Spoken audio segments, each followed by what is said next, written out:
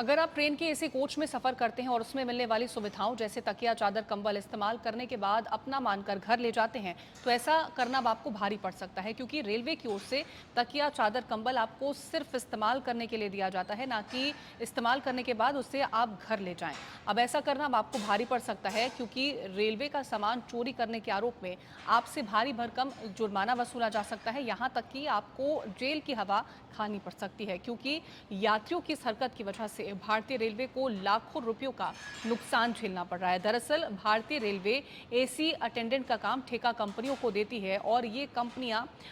railway को चादर, तकिया, कंबल ये सब गिनकर पहुंचाते हैं और उसके बाद जब यात्री इस तरह से तकिया, चादर, कंबल को चुराते हैं तो इसका खामियाजा रेलवे को भुगतना पड़ता है और रेलवे को चोरी हुए सामान का नुकसान और उसका पैसा